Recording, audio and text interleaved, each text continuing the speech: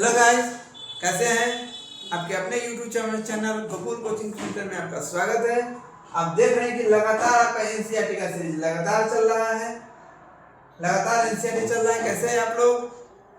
Good evening सभी को। Good evening. कैसे हैं आप लोग? कैसे हैं? अच्छे होंगे।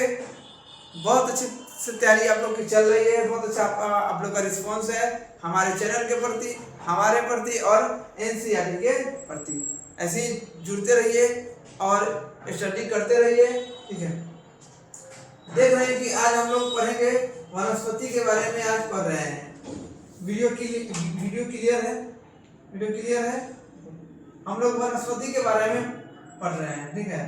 तो मैं कुछ आज आप लोग को बताना चाहता हूँ। आज कुछ पहले देख लीजिए, पहले क्या चीज होता है इस चीज के बारे में ध्यान दीजिए। वनस्पति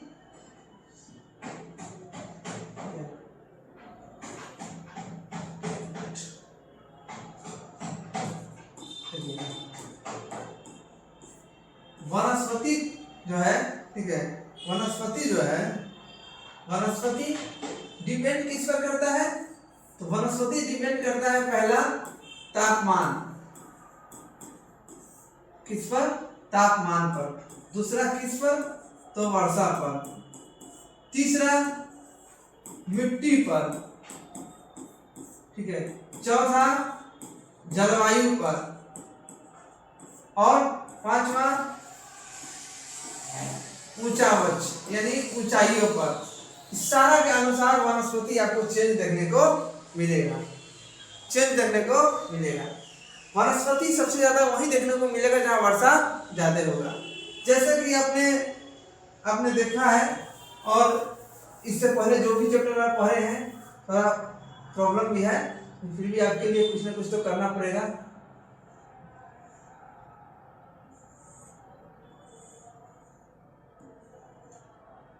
कहीं कुछ चीज बता देंगे तब चैप्टर स्टार्ट करेंगे, तो मेरे ख्याल से जो है आपको बहुत ही सुविधाजनक होगा।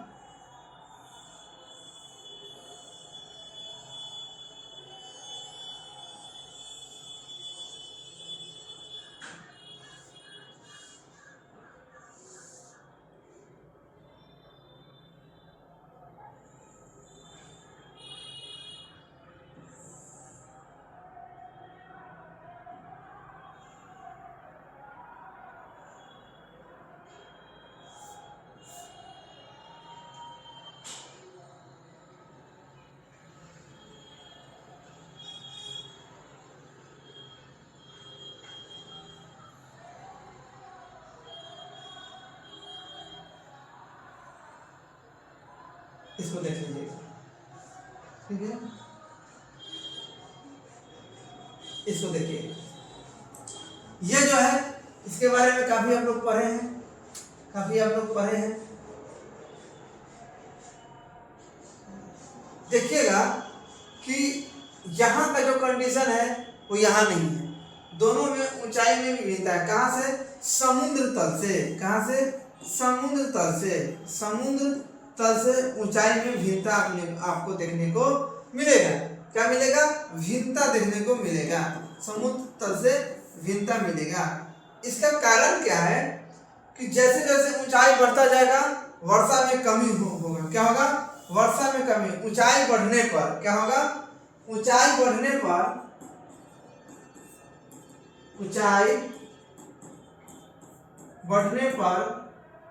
कमी। क्या चीज में होगा? एक वर्षा में होगा, वर्षा में कमी होगा, ठीक है। दूसरा का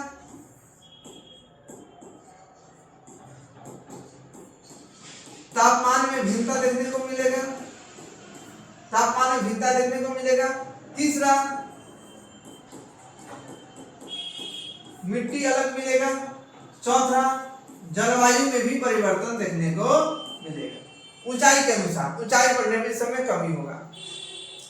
सबसे पहला इम्पोर्टेंट क्या है कि आप यहाँ ये जो जगह देखते हैं, यहाँ पर जो जगह देखते हैं, ठीक है, जगह देखते हैं, इसको जो है ये वाला भाग इसको जो है, इसको क्या बोलते हैं, इसको बोलते हैं पश्चिमी घाट, ठीक है। इसको क्या बोलते हैं,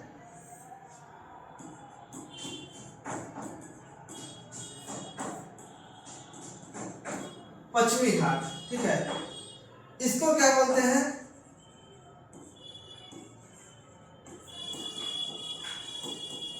पूर्वी घाट, ठीक। ध्यान से देखते रहिएगा, पश्चिमी घाट और पूर्वी घाट। ये वाला जो भाग है, ये वाला भाग राजस्थान और ये वाला भाग जो है गुजरात, ठीक। अब यहाँ पर देखिएगा, इससे ऊपर जो है ऊंचाई अलग है, यहाँ पर विभिन्न राज्य देखने को मिलेंगे, ठीक है। क्या क्या देखने को मिलेंगे, तो जम्मू कश्मीर, जम्मू कश्मीर, ठीक है। 2 में आपको लद्दाख, 3 में हिमाचल, 4 में पंजाब और उत्तराखंड। ये देखने को आपको मिलेंगे ऊपर वाले क्षेत्र में। यहां पर आपको देखने को मिलेगा बिहार, क्या मिलेगा, बिहार देखने को मिलेगा। अब देखिएगा यहाँ पर आप अववाह तंत्र में पढ़े हैं कि वर्षा दो क्षेत्रों पर निर्भर करता है। एक दक्षिणी पश्चिमी मानसून, दक्षिणी पश्चिमी मानसून, एक है उत्तरी पूर्वी मानसून, उत्तरी पूर्वी मानसून। लगभग आप कह सकते हैं 80% वर्षा जो होता है, 80 से 85% वर्षा किससे होता है, तो इससे, ठीक है। और 15 से, ठीक है, 20% किससे होता है, तो इससे, ठीक है। तो भारत में जो उत्तरी पूर्वी जो वर्षा होता है, इसको लौटता हुआ मानसून क्या बोलते हैं, क्या बोलते हैं, लौटता हुआ मानसून से, लौटता हुआ मानसून से। यह मानसून का आगमन के समय बरसता है, आगमन का समय है, क्या है, आगमन का समय। इसका समय क्या होता है, तो आप लगभग जून से सितंबर, इसका समय क्या होता है, अक्टूबर से, क्या पूरा क्लियर है, क्या पूरा क्लियर है, अक्टूबर से नवंबर, ठीक है। लौटता हुआ मानसून से कहाँ वर्षा होता है, तो तमिलनाडु में। कहाँ होता है, तमिलनाडु में। किस ऋतु में, शीत ऋतु में, शीत ऋतु में। ये आप लोग अध्ययन किए हैं, ठीक है। पश्चिमी घाट में कितना वर्षा होता है, 200 सेंटीमीटर से अधिक। पश्चिमी घाट में कितना वर्षा होता है, 200 सेंटीमीटर से अधिक। अपने बिहार में कितना वर्षा होता है, 112 सेंटीमीटर बोल लीजिए, 118 सेंटीमीटर बोल लीजिए, या 125, एक मिनट, 125 सेंटीमीटर, ये सब तो आपको देखने को मिलेगा, ठीक है। यहाँ पर आप देखते हैं मेघालय वाला क्षेत्र है, कौन है, मेघालय वाला। आप पढ़ेंगे यहाँ 400 सेंटीमीटर वर्षा देखने को मिलेगा, कहीं कहीं आपको 1180 सेंटीमीटर वर्षा देखने को मिलेगा। मेघालय का कौन, मासीनाम,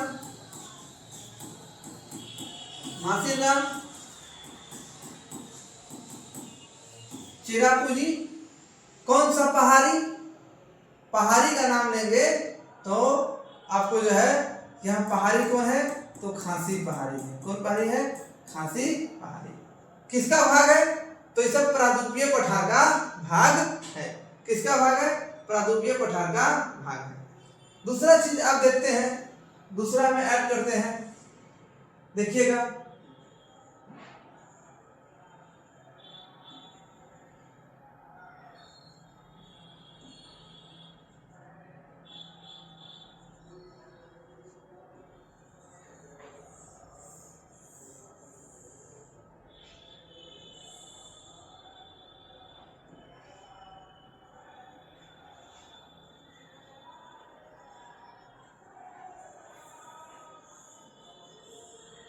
यहां देखिएगा, ये आपको है पश्चिमी घाट।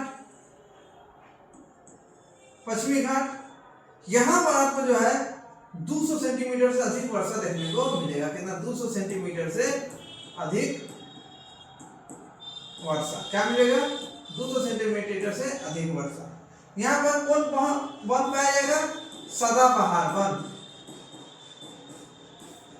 सदाबहार वन, या इसको अनेक नाम से जानते हैं, अंधेर वन।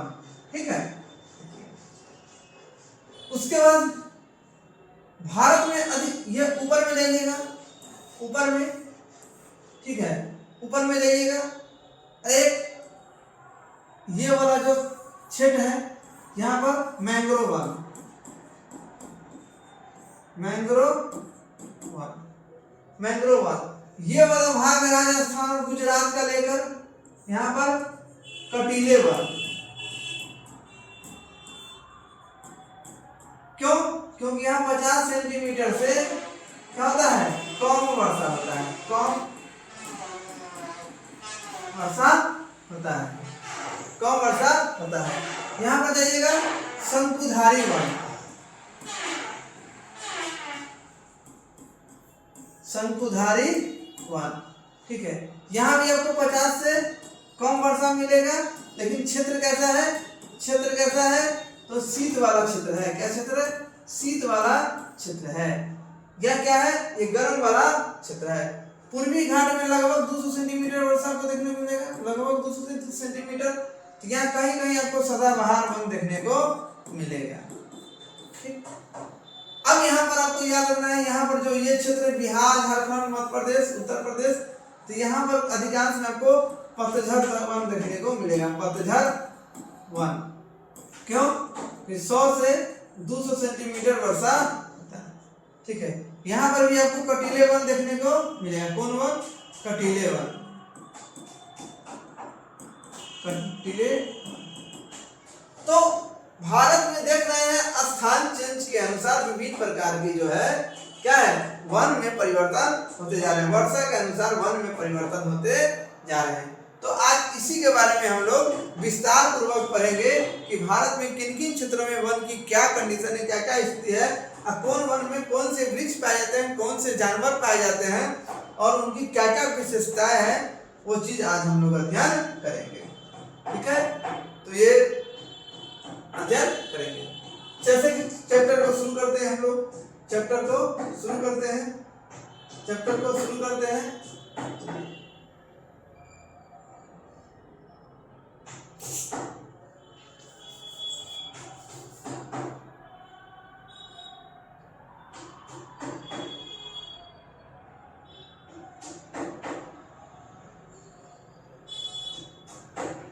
चलिए देखिएगा, आपने कभी कभी अपने स्कूल या घर के आसपास के मैदानों के भांति भांति के वृक्ष, झाड़ियां, घास, पक्षी देखे होंगे। क्या वह एक ही प्रकार के होते हैं? बिल्कुल एक प्रकार के नहीं होते हैं। वो उनमें विभिन्न प्रकार की विविधता पाया जाता है। क्या क्या पाया जाता है? विभिन्न प्रकार की विविधता पाया जाता है। जैसे मैं आपको बताते हैं, जैसे में देखिएगा, कुछ चीज आपको याद रखना है, कुछ चीज आपको याद रखना है। एक वर्ड आ गया है, क्या आ गया है? विविधता। क्या आ गया है? विविधता। ठीक। तो विविधता में आपको याद क्या रखना है? विविधता क्या है? तो बहुत एक तो सबसे बड़ा चीज आपको रखना क्या है? तो पौधा। क्या है? पौधा की विविधता हम लोग पहले देखते हैं। पौधा, पौधा की विविधता हो गया। दूसरा में फल का पौधा, या कह सकते हैं फूल का पौधा। फूल का पौधा, फूल का पौधा। तीसरा जानवर। पौधा आपको याद रखना है, कितना है? 47,000। ठीक। कितना है? 47,000। और 1500 आपको क्या है? 1500 नहीं, 15,000 क्या है? फूल है। तो 20 का कितना प्रतिशत है? 6% है।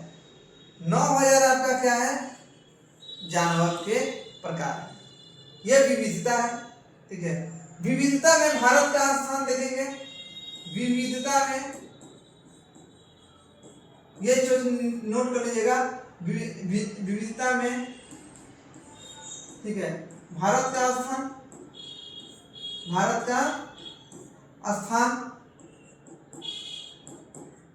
स्थान कहां पर, तो एक एशिया में कर सकते हैं, ठीक, और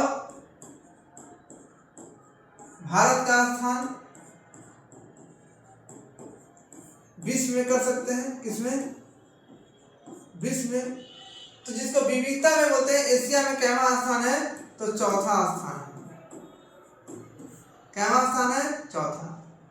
और विश्व में कैवा स्थान है, तो 10वां स्थान है, कैवा स्थान है, 10वां। ये आपको नोट करके याद आपको रखना होगा, ये आपके लिए बहुत इंपॉर्टेंट है, ये आपके लिए इंपॉर्टेंट है, आपसे हमेशा पूछा जा सकता है, ठीक है। चले आगे।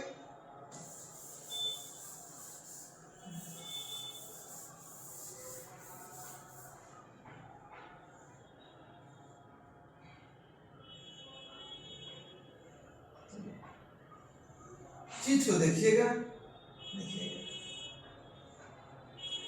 अब देखिएगा, देखे होंगे भारत एक विशाल देश है, अतः इसमें आपको अनेक प्रकार की जैव रूपों की कल्पना कर सकते हैं। हमारे देश में मुख्यतः 12 जैव विविधता वाला देश है। क्या वो है, 12 जैव विविधता वाला देश में से एक है। लगभग 47,000 विविधता किसी का है, पौधे की है, ठीक, के कारण यह देश का विश्व का कैवा स्थान है, तो 10वां स्थान है। कहां पर, तो विश्व में कैवा स्थान है, एशिया में कैवा स्थान है, तो चौथे स्थान पर है।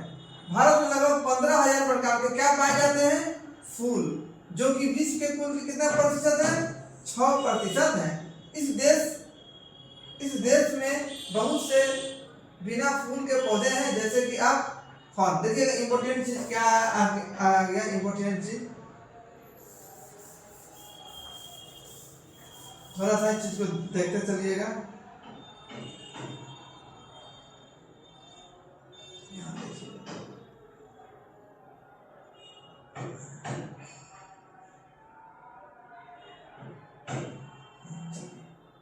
यहाँ देखिएगा, ये देख लिए हैं, हाँ, कुछ ऐसे पौधे हैं जिसमें फूल नहीं होते हैं, वो कौन है, तो आपको याद रखना है, फर्न, शैवाल को एल्गी बोलते हैं, शैवाल को क्या बोलते हैं, एल्गी बोलते हैं। कवक यानी फंजाई भी पाए जाते हैं। इसमें भारत में फूल, मतलब भारत में कहते हैं इन पौधों में फूल नहीं होता है। कौन कौन नहीं होता है, फर्न, शैवाल, एल्गी, कवक यानी फंजाई, इस समय फूल नहीं होता है। ये आपके लिए यहाँ से इंपोर्टेंट इसी कारण बन जाते हैं। एग्जाम में क्या पूछेगा, एग्जाम में यही पूछा जाएगा कि कौन ऐसे पौधे हैं जिसमें फूल नहीं होते हैं। कौन है, फर्न, शैवाल, जिसको शैवाल को एल्गी बोलते हैं, कवक को फंजाई बोलते हैं, इस समय नहीं पाया जाता। अब देखिएगा, लगभग 90,000 जातियां जानवर के हैं, ये भी बताएं आपको। 90,000 जानवर किसका है, जानवर के। विभिन्न प्रकार की मछलियां ताजे और समुद्र पानी में पाई जाती है। क्लियर है। देखिएगा, प्राकृतिक वनस्पति का अर्थ क्या होता है कि वनस्पति का वह भाग जो मनुष्य की सहायता के लिए बिना अपने आप पैदा होता है। देखिए, अब आप बहुत सारे वनस्पति का नाम सुने होइएगा, ठीक है, जो लंबे समय तक उगता है, जिसमें मानव का कोई प्रभाव नहीं पड़े, आपको याद क्या रखना है, मानव का प्रभाव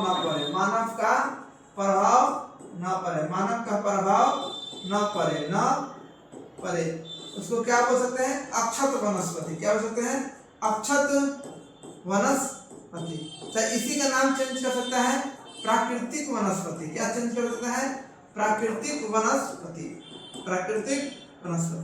ठीक है, प्राकृतिक वनस्पति, जिसमें मानव का कोई प्रभाव नहीं पड़ता है। मानव का प्रभाव जब ही पड़ जाएगा तो वह मानवीय कारक में चला जाएगा, ठीक है। उसी के बारे में आपको आगे ये बताएगा, उस चीज को आपको ध्यान में रखना है।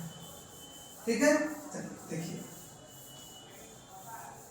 देखिएगा, प्राकृतिक वनस्पति का हो गया मनुष्य की सहायता के बिना लंबे समय तक उस मानवीय प्रभाव नहीं पड़ता है। अक्षर वनस्पति में अतः विभिन्न प्रकार की कृषिकृत फसलें, फल, बागान, वनस्पति का भाग तो है, परंतु प्राकृतिक वनस्पति नहीं है। ठीक है, प्राकृतिक वनस्पति नहीं है। यानी कहने का मतलब कि ऐसा वन भी है, अक्षर वनस्पति ऐसा भी है, प्राकृतिक वनस्पति कह सकते हैं, बिल्कुल कह सकते हैं, कंफ्यूज नहीं होना है। यहाँ क्या क्या कर रहा है कि उसको कैटेगरी में नहीं रख सकते हैं। लेकिन बहुत सारे पौधे जो होते हैं वो उसका यूज नहीं होता है, खुद बड़ा होता है, खुद सूख जाते हैं, अक्षर वनस्पति जो प्राकृतिक पर निर्भर होते हैं। दूसरा देखिएगा यहाँ पर, जो कि मूल रूप से भारतीय, उसे देखिए वह वनस्पति जो मूल रूप से कहाँ का है, मूल रूप से कहाँ का है, तो भारतीय है। मूल रूप से क्या है, मूल रूप से क्या चीज का है, भारतीय है, उसे देशज कहते हैं। लेकिन जो पौधे भारत से बाहर से आया है उसे विदेशज कहते हैं। क्या कहते हैं, विदेशज कहते हैं। क्लियर है। अब यहाँ पर आइएगा, यहाँ देखिएगा, यहाँ अब आपको भारत की मैप पर जो समझाए हैं वो चीज आपको समझ। वनस्पति जगत शब्द का अर्थ किसी विशेष क्षेत्र में किसी समय में पौधे की उत्पत्ति से होता है। इस तरह प्राणी जगत जानवरों के विशेष में बताया। वनस्पति के प्रकार, वनस्पति के कितने प्रकार है, तो 5 प्रकार हैं। कितने प्रकार है, 5। आप देखे हैं उस कटोरिये सदाबहार वन, जहां पर 200 सेंटीमीटर से अधिक वर्षा आप देख रहे थे, वहां पर यह वन पाया जाएगा। उस कटोरिये पर्णपाती वन, जहां 100 से 200 सेंटीमीटर वर्षा होगा, वहां यह वन पाया जाएगा। उष्णकटिबंधीय कटीले वन या झाड़ी वन कहेंगे, जहां पर 50 सेंटीमीटर से कम वर्षा होगा, ये अधिक है, ठीक, अधिक है।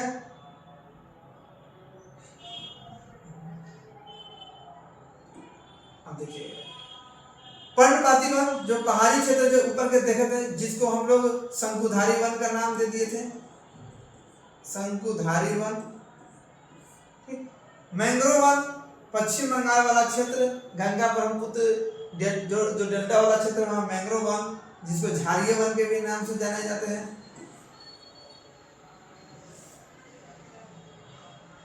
झाड़िये वन,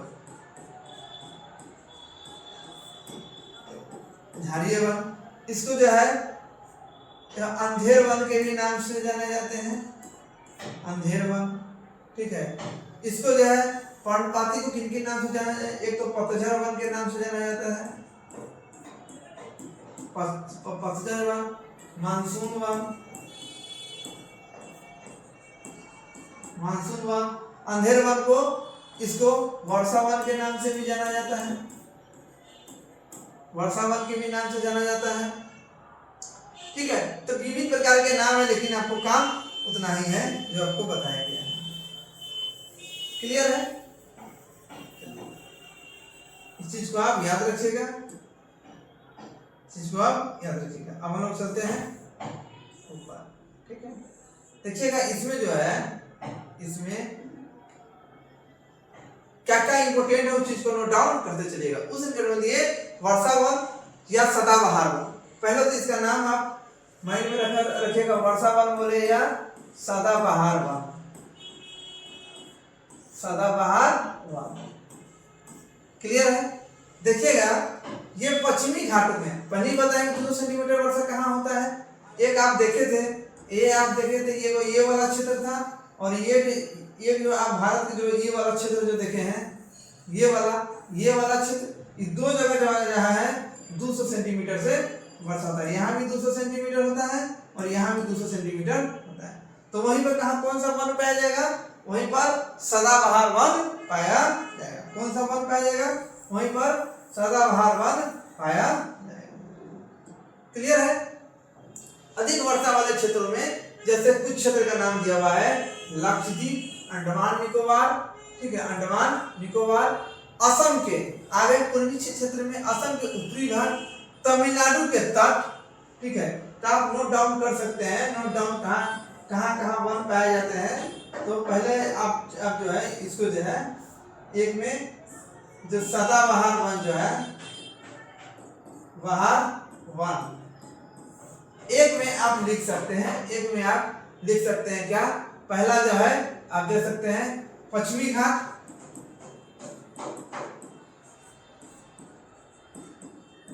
पश्चिमी घाट,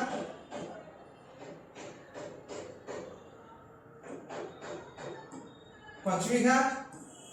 दूसरा आप कर सकते हैं अंडमान निकोबार,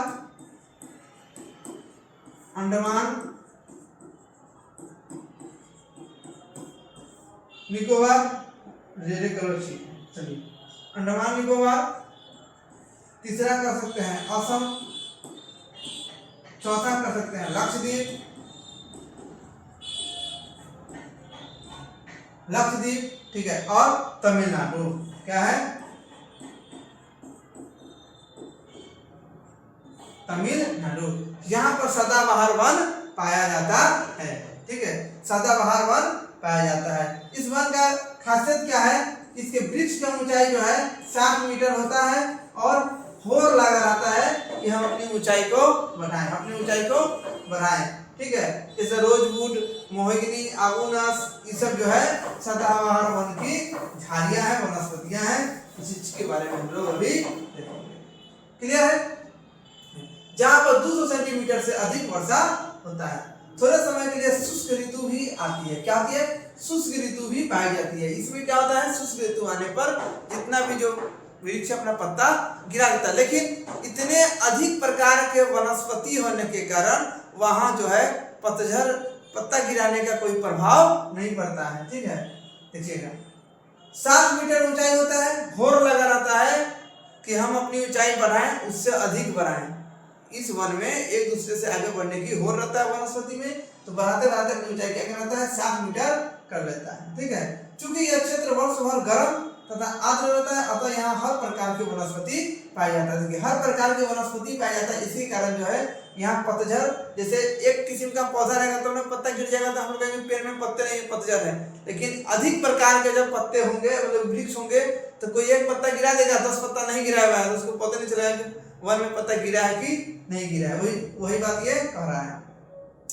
वन में इसकी विभिन्न ऊंचाई से कई स्तर देखने को मिलता है। वृक्ष में पतझड़ होने के कोई निश्चित समय नहीं होता है, अतः यह वन सालों भर हरे भरे रहते हैं। आपसे यही से मतलब क्वेश्चन बना देगा, ऐसा कौन सा वन है जो सालों भर हरा भरा रहता है, पतझड़ वन है, सदाबहार वन है, या कौन है।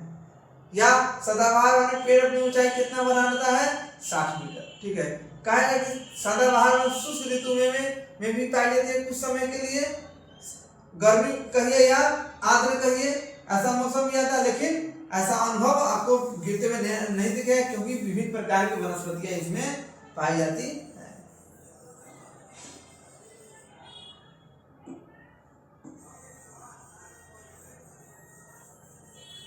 शायद आपको इतना अच्छे से समझ में आया होगा, शायद इतना अच्छा से आपको ये समझ में आया होगा। अब देखिएगा इसमें कुछ वनस्पति पाई जाती है, उनके बारे में देखते हैं। ये वन पाए जाते हैं व्यापारिक महत्व के कुछ, देखिए व्यापारिक दृष्टि से इनका काफी महत्व है। किस दृष्टि से, व्यापारिक दृष्टि से, यानी इससे जो आमदनी भी किया जाता है। आप इसको याद कर सकते हैं, जैसे में आपका नाम आ गया है आबूनस, क्या है देखिएगा, आबनुस, आबनुस कर दिया है, आबुनस हम लोग बोल देते हैं, जिसको एवोनी, उसके बाद बोल सकते हैं मोहिगनी,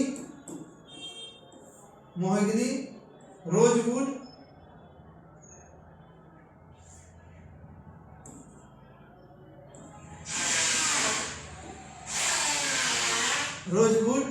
ठीक है, और रबर,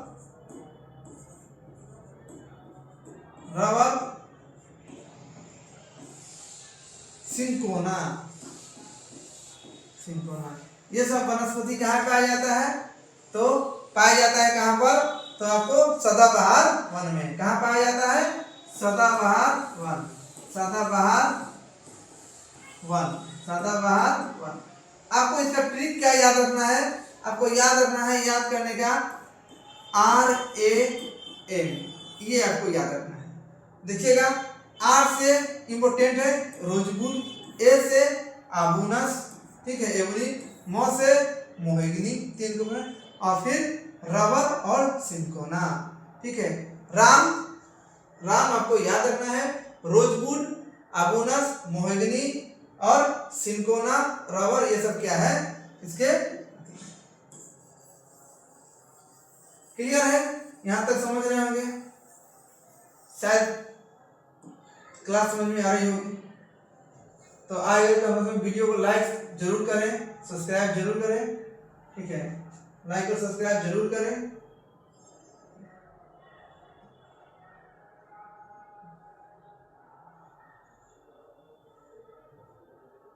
अच्छा, देखिए थोड़ा सा मैप को हम लोग देख लें, मैप को देख लें, मैप को देख लें।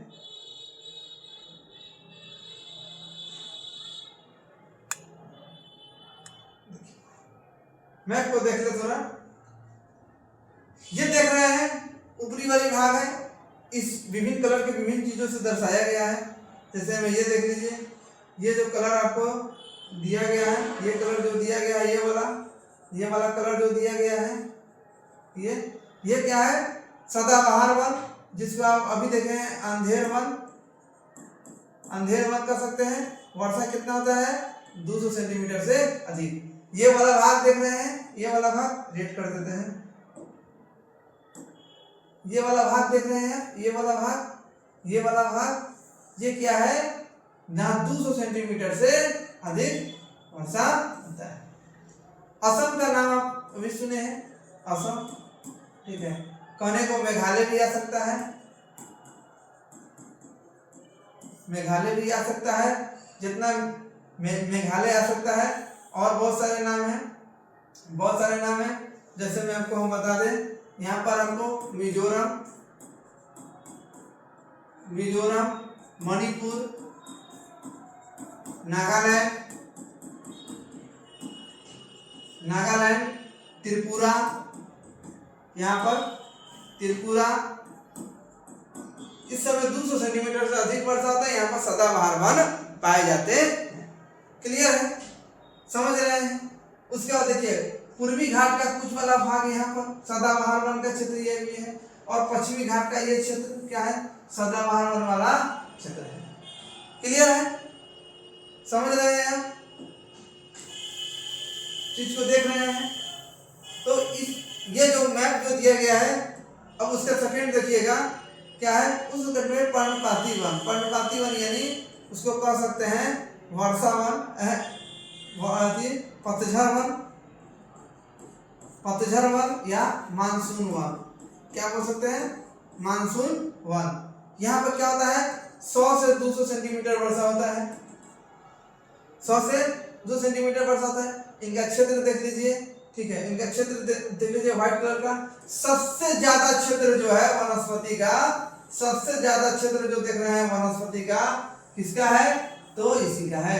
कहेगा भारत में सबसे अधिक अधिकांश कौन सा वन पाया जाता है, तो कोई याद रखना है, भारत में सबसे अधिक, भारत में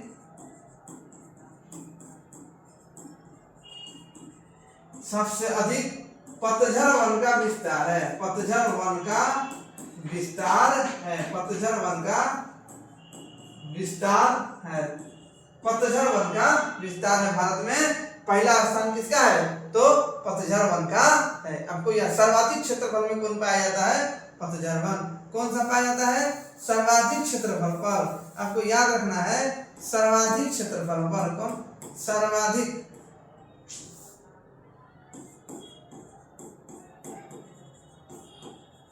सर्वाधिक क्षेत्रफल पर कौन पाया जाता है, तो पतझड़ वन,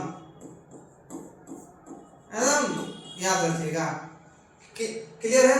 अपने बिहार में कौन पाया जाता है, बिहार कह लीजिए, यूपी कह लीजिए, एमपी कह लीजिए, ठीक है, ये सब में पतझड़ वन ही पाया जाता है। झारखंड बोल लीजिए, झारखंड भी आप बोल सकते हैं, झारखंड भी बोल लीजिए, पतझड़ वन पाया जाता। क्लियर है, समझ रहे हैं बात को? ठीक है, ठीक है। फिगर देखने रहिएगा, आपको याद रहेगा, फिगर देखने रहिए, याद रहेगा, पढ़ना तो है ही, पढ़ना तो है ही। दूसरा देखिएगा, पर्णपाती वन मतलब पर्वतीय वन। जो पीला वाला क्षेत्र देख रहा है ये हिमालय वाला क्षेत्र, हिमालय वाला क्षेत्र, हिमालय वाला क्षेत्र, हिमालय वाला क्षेत्र, ये क्या है? तो पर्वतीय वन है। 50 सेंटीमीटर से कम वर्षा से कम वर्षा क्या होता है? वर्षा। ठीक है, लेकिन कैसा क्षेत्र है? शीत क्षेत्र है। कौन सा वन कहा जाता है? शंकुधारी वन, शंकुधारी वन। देखिए इस प्रकार का ये वाला जो क्षेत्र है, यहाँ पर हम बताते हैं, इस प्रकार का जो है, ये प्रकार का जो है वन बनाएगा, ये बनाएगा, ये जड़ हो गया। ठीक है, आप लोग देख लीजिएगा, फिगर मेरा थोड़ा कमजोर है। शंकुधारी वन, ठीक। ये अपना आकृति इसलिए बनाता है कि जो भी ऊपर से बर्फ गिरेगा वो जड़ में नहीं गिरेगा। कहाँ गिरेगा? जड़ में नहीं गिरेगा, जड़ से अलग गिरेगा, क्योंकि ये जो है जब तक गिरेगा तो वृक्ष सूख जाएगा। इसलिए अपनी आकृति जो है स्थान के अनुसार ये अपनी आकृति बना लिया है। शंकुधारी वन के नाम से भी इसे जाना जाता है। क्लियर है, ये भी समझ रहे हैं?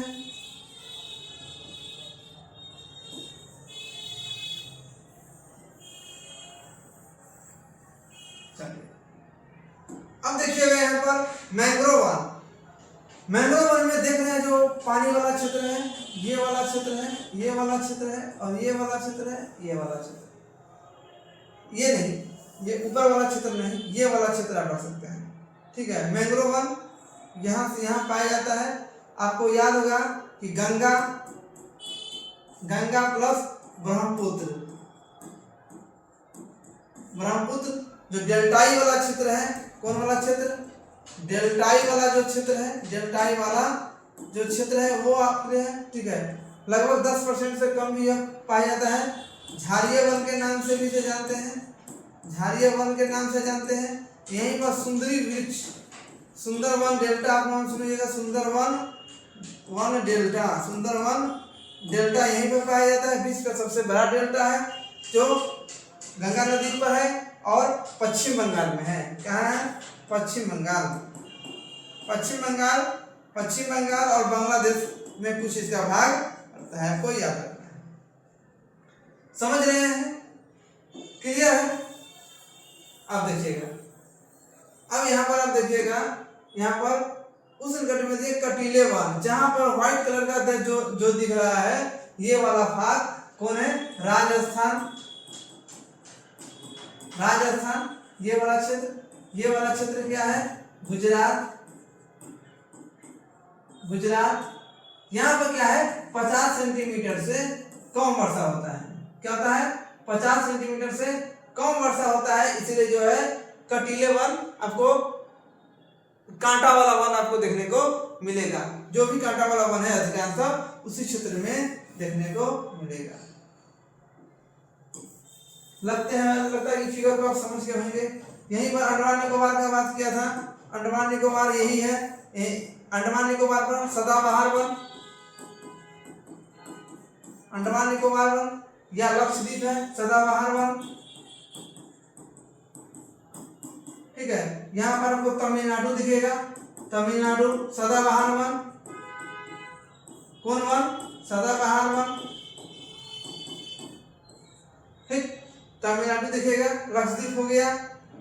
ठीक है, तो ये क्षेत्र आप जो भी जिक्र देखे हैं एनसीईआरटी में, जो जिक्र देखे हैं उसी के बारे में हम लोग थोड़ा चलते हैं आगे चले। देखिएगा, थोड़ा सा इसको बड़ा कर दे,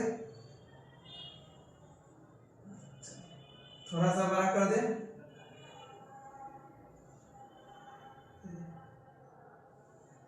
और बड़ा कर दे क्या? और बड़ा कर दे क्या?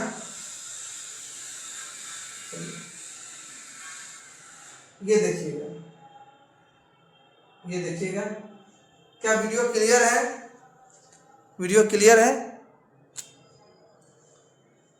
अच्छा, थोड़ा सा और डबल कर देते हैं।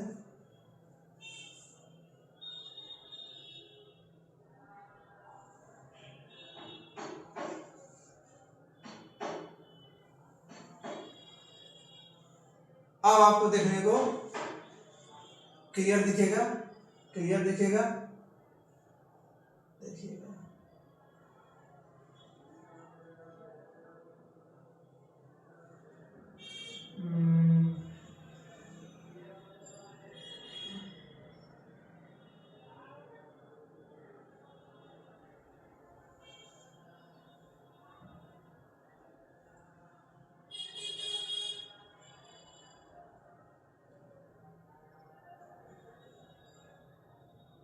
थोड़ा सा आपको स्पष्ट दिखे इसके लिए मैं इतना कर रहा हूं।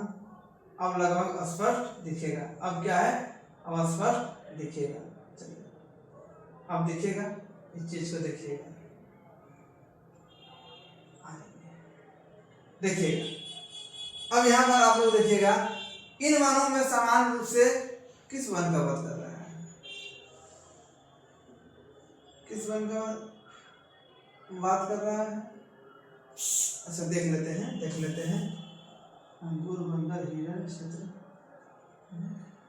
इन वनों में समान रूप से कुछ नहीं है। अच्छा लंगूर, हिरण वन,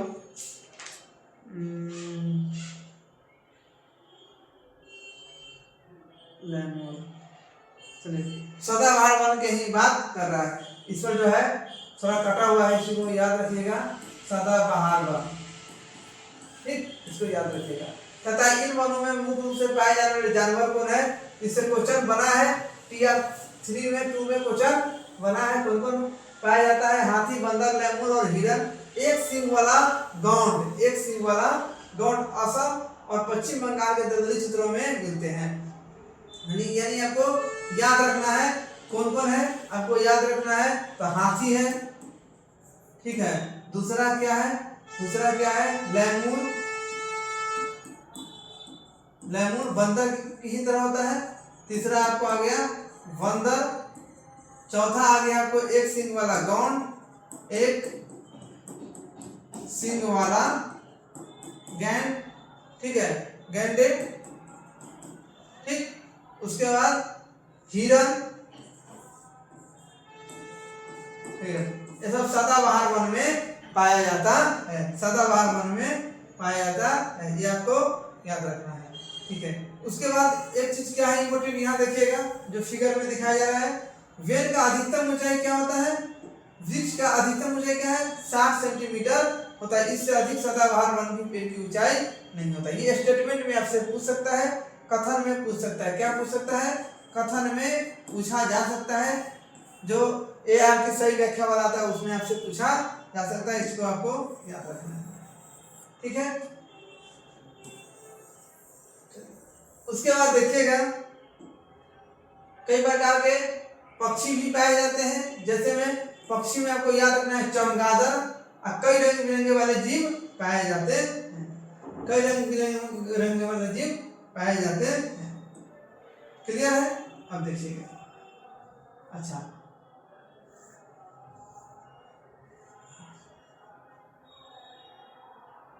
अब थोड़ा इसको देख लीजिएगा, उष्णकटिबंधीय पर्णपाती वन या पतझड़ वन बोल सकते हैं। एनसीईआरटी में देखिए हम 100 से 200 सेंटीमीटर होता है, जो आपको एससीईआरटी बुक में देखने को मिलेगा। लेकिन यहाँ पर ऑथेंटिक देख लीजिएगा, ऑथेंटिक अगर ऑथेंटिक की बात करेगा, ऑथेंटिक की बात करेगा तो कितना दिया हुआ है, यहाँ ऑथेंटिक की बात दिया हुआ है, वर्षा कितना चाहिए, 70 से 200 सेंटीमीटर वर्षा चाहिए, इसको याद रखिएगा, ठीक है। इस प्रकार के वनों में वृक्ष की शुष्क ग्रीष्म ऋतु में 6 से 8 कितना 6 से 8 सप्ताह के लिए अपनी पत्ती को गिरा देता है। कितने सप्ताह के लिए पत्ती गिरा देता है, 6 से 8 सप्ताह के लिए पत्ती को गिरा देता है। जल की उपलब्धता के आधार पर इन वनों को आर्द्र एवं शुष्क वन, देखिए जहां पर जो है ये जो आपको दिया जा रहा है, ये आपको दिया जा रहा है, तो इससे आप मान सकते हैं एक्स जो होता है, इसे मान लीजिए 70 से 100 और 100 से 200, ये जो वन है इसको किसके आधार पर बांट सकते हैं, एक आर्द्र के आधार पर और एक शुष्क के आधार पर बांट सकते हैं। मतलब एक अधिक मात्रा में बढ़ता होगा, एक उससे थोड़ा कम होगा, उसी के बात यह कर रहा है, उसी के बात यह कर रहा है, ठीक है। तो क्या कर रहा है, जल की उपलब्धता के आधार पर इन वनों को आर्द्र एवं शुष्क पर्णपाती में विभाजित किया जाता है। जहां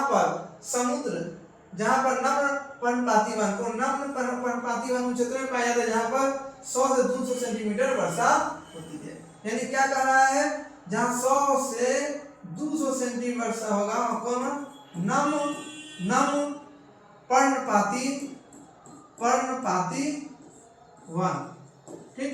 जहां 100 से 200 सेंटीमीटर वर्षा होगा वहां पर बात कर रहा है 100 से 200 सेंटीमीटर होगा वहां पर, ठीक है।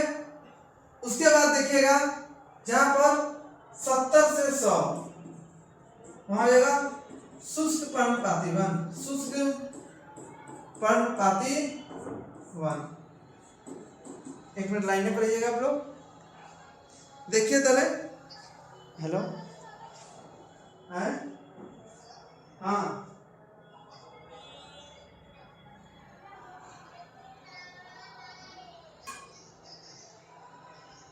हेलो, हाँ अभी क्लास ले शुरू रखा। क्लियर है? क्लियर है? यहाँ पर समझ गए? इसको समझ रहे हैं? समझ रहे हैं? चलिए देखिएगा, अब इस चीज को देखिएगा। अतः ऐसा वन देश के पूर्वी भाग, जहां पर आपको हम बताए थे सेवन सिस्टर वाला जो भाग देखे थे, सेवन सिस्टर वाला भाग जो आप देखे थे, ये वाला भाग जो आप देखे थे, कहता है पूर्वी भाग उत्तरी पूर्वी राज्य। आप जो है यहाँ वाला जो ये वाला क्षेत्र जो देखे थे, ये वाला पूर्वी भाग, उत्तरी पूर्वी भाग, इस सीट के बारे में बात कर रहे हैं। हिमालय गिरगित प्रदेश, झारखंड, पश्चिमी उड़ीसा, छत्तीसगढ़, ये सब आपको याद रखने वाली बात है, बहुत ही इंपॉर्टेंट है, चीज को याद रखिएगा, बहुत ही इंपॉर्टेंट है कि कहाँ कहाँ पाया जाता है यह वन देश के पूर्वी भाग, ठीक।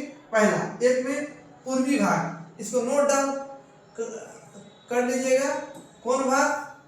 पूर्वी भाग एक में। दो में क्या कीजिएगा? उत्तरी पूर्वी राज्य, उत्तरी पूर्वी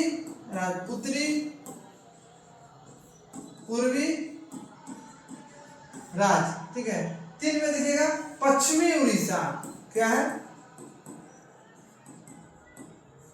पश्चिमी उड़ीसा। छत्तीसगढ़, क्या है?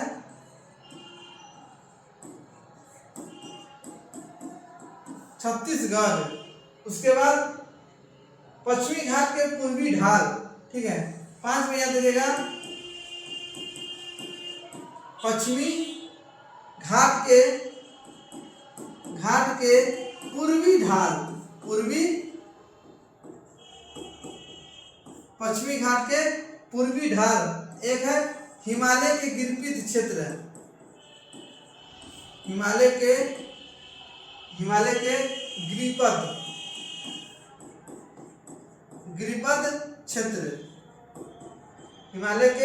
गिरिपद क्षेत्र, बस इतना आपको याद रखना है। हाँ, एक झारखंड भी है, आपको याद रखना है।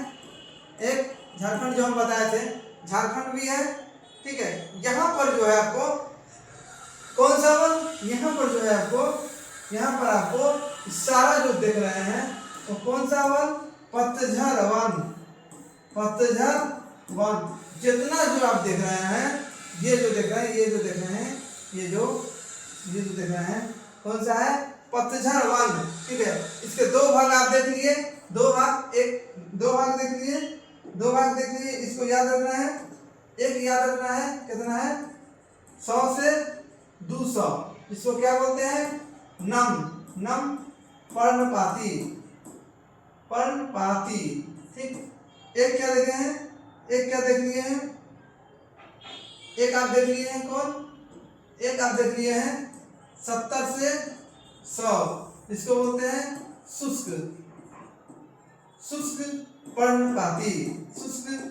पर्णपाती वन। ये आपको याद रखना है और ये आपको काफी इम्पोर्टेंट है। ये जो आप देख रहे हैं, काफी आपको जो है, ये जो है आपको काफी इम्पोर्टेंट है। इससे क्वेश्चन आपको परीक्षा में बनेंगे। VVI इसको लिखिएगा, VVI क्वेश्चन लिखिएगा, यहाँ से कुछ प्रश्न बनेंगे। ठीक है, पूरा एनसीईआरटी का जो एक एक टॉपिक है आपको बताया जा रहा है, एक एक टॉपिक बताया जा रहा है कि आपको दिक्कत नहीं हो एग्जाम में, इससे ज्यादा कुछ नहीं। जो मैथ के अनुसार भी क्लियर करने का प्रयास हम किए हैं, आपको बताए हैं, सारा चीज बताए हैं, बस चीज को आपको याद। अब देखिएगा, हाँ, अब इस वन में क्या कौन सा वृक्ष पाया जाता है, तो सागौन। ठीक है, इन वैसे सबसे प्रमुख प्रजाति कौन है, तो सागौन।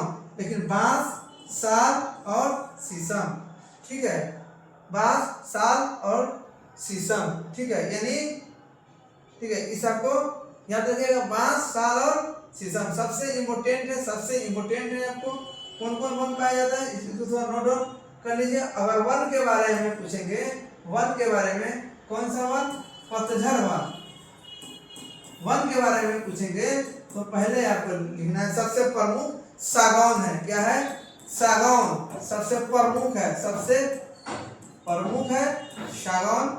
दूसरा बात करते हैं, आपको देख रहे हैं, बांस, साल, शीशम, बांस, साल, शीशम, क्या है, शीशम, बांस, साल, शीशम।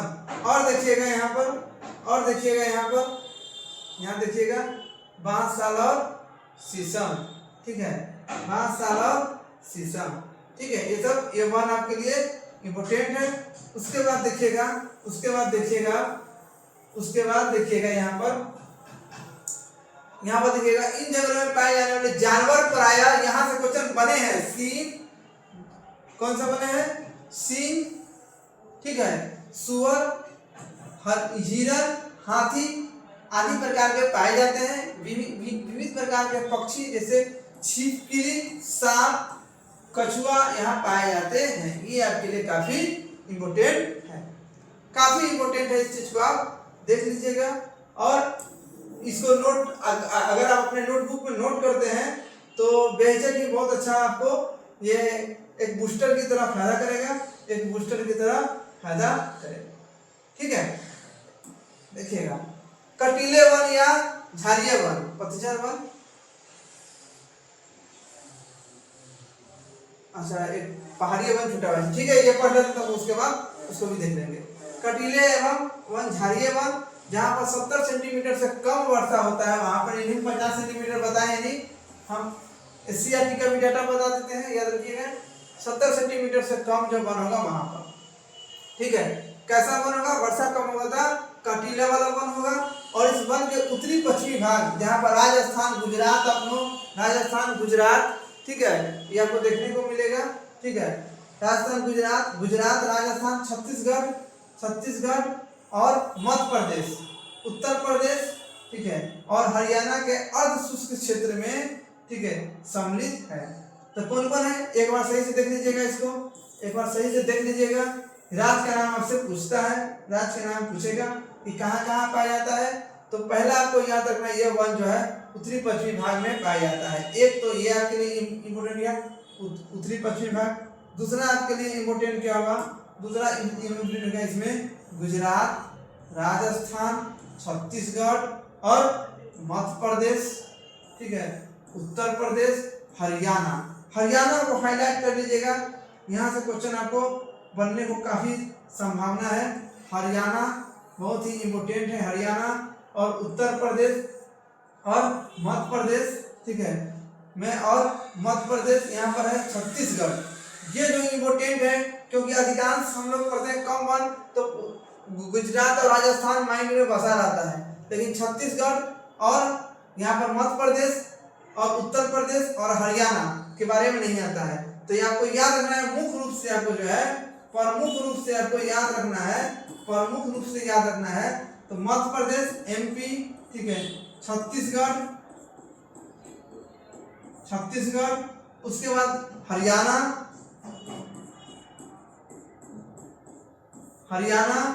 उसके बाद आपको यह है मध्य प्रदेश, छत्तीसगढ़, हरियाणा, उत्तर प्रदेश, यूपी और यहाँ पर गुजरात ये आपको याद रहेगा, इससे दिक्कत नहीं है। गुजरात और राजस्थान आपको तो याद रहेगा ही। आपके लिए इम्पोर्टेंट क्या होता है, आपके लिए इम्पोर्टेंट होता है ये जो देखे हैं, ये आपके लिए काफी इम्पोर्टेंट है, आपको याद रखना है। कौन सा वन? पतझड़ वन, पतझड़ वन, ये आपके लिए इम्पोर्टेंट है। इस चीज को आपको याद रखना है। क्लियर है? क्लियर है? आगे चलते हैं, हम लोग आगे बढ़ते हैं। कोई डाउट होगा तो कमेंट जरूर कीजिएगा आप लोग कि सर ये कैसे होगा। बिल्कुल जहां तक हम सामर्थ्य है वो आपको बताने का प्रयास करेंगे, बताने का प्रयास। आगे देखिएगा, ठीक है। कुछ वृक्ष जो है इसमें पाया जाता है, जैसे आक्सिया, क्या है? आक्सिया, ठीक है। खजूर जिसको पाम भी बोला जाता है, ठीक है। इफ्रोबिया, इफ्रोबिया ये सब वृक्ष का नाम है। नागफनी, नागफनी, इसको कैक्टाई, कैक्टाई यहाँ की प्रमुख पादप प्रजाति है। इन वनों के वृक्ष बिखरे हुए होते हैं। कैसे होते हैं? तो बिखरे हुए होते हैं। ये आपके लिए इम्पोर्टेंट है। कैसे होते हैं?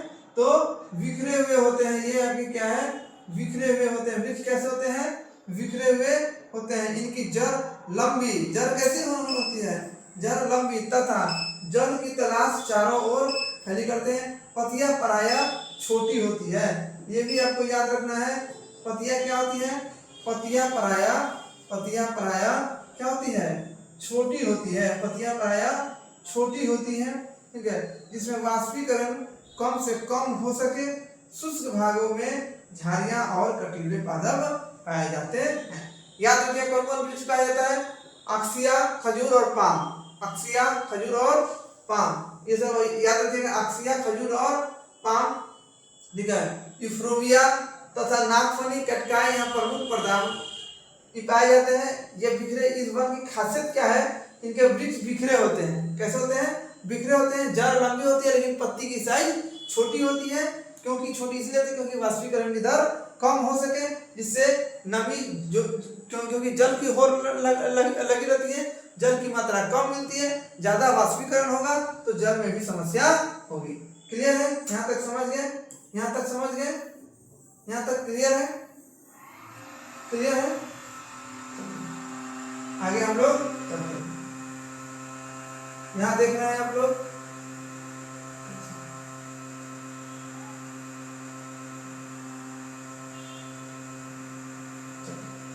अब देखते हैं थोड़ा थोड़ा इसको भी देख लेते हैं।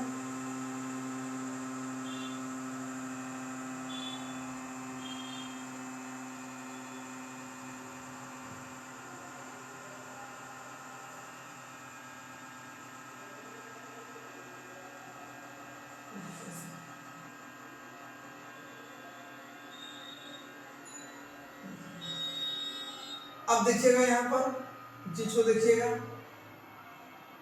कि इन जंगलों में प्रायः चूहा क्या मिलेगा?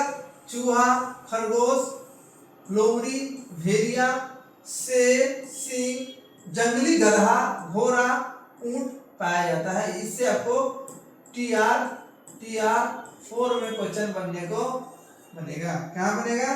TR4 में क्वेश्चन यहीं से बनेगा। इस बार याद रखिएगा, ये क्वेश्चन यहीं से बनेगा। ठीक है? क्लियर है?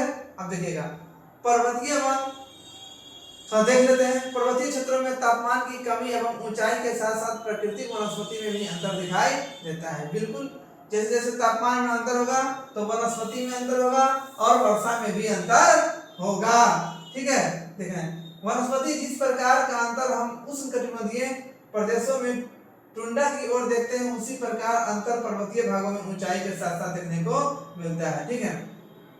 यहाँ देखिएगा, यहाँ 1000 से 2000 मीटर तक ऊंचाई वाले क्षेत्रों में यह आर्द्र शीतोष्णकटिबंधीय वन पाए जाते हैं। कितना मीटर? कितना मीटर? तो ये आपको याद रखना है। कितना मीटर? तो आपको याद रखना है 1000 से 2000 मीटर। ये आपके लिए इम्पोर्टेंट है। ये आपके लिए इम्पोर्टेंट है, आपको याद रखना है। ये आपको याद रखना है। कितना? 1000 से 2000 मीटर। कितना है? 1000 से 2000 मीटर आपको याद रखना है। कितना है? 1000 से 2000 मीटर आपको याद रखना है। काफी इम्पोर्टेंट है। ऊंचाई पर यह वन पाया जाता है।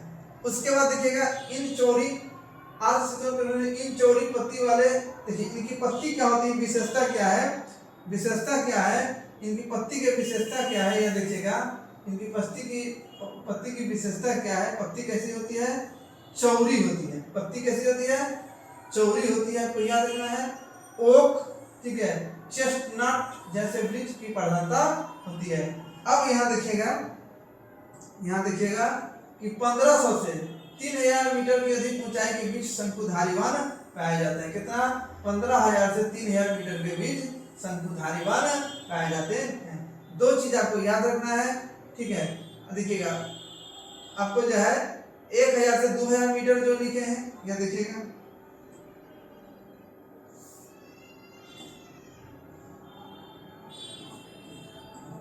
1000 से 2000 मीटर की ऊंचाई में कौन सा वन पाया जाता है, तो पर्वतीय वन की बात कर रहे हैं, पर्वतीय वन की बात कर रहे हैं। इसमें भी से देखिएगा 1500 से 3000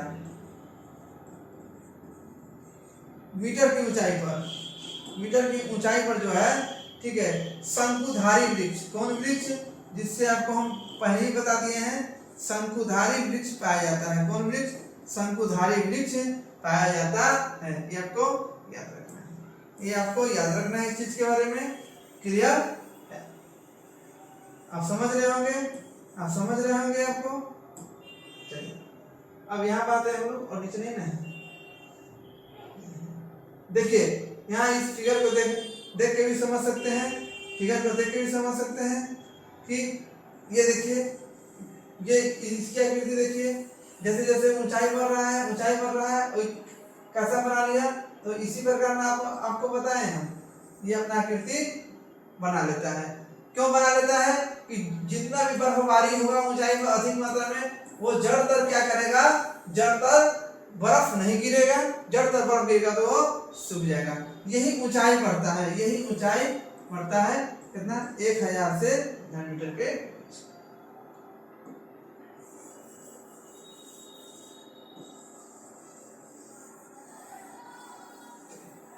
आगे हम लोग चलते हैं, शायद आपको समझ में आ रही होगी, इस क्लास को आप समझ रहे होंगे, इस क्लास को समझ रहे होंगे।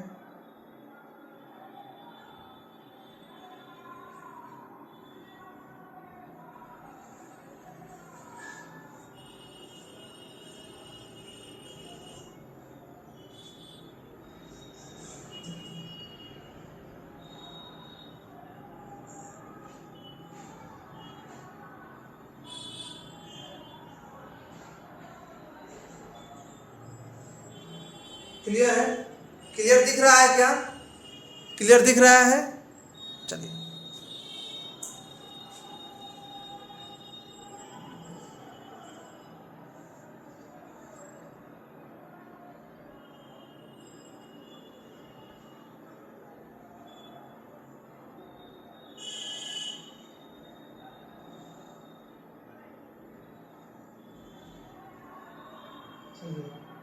अब और क्लियर होगा, एकदम फ्रेश दिख रहा होगा आप सभी को।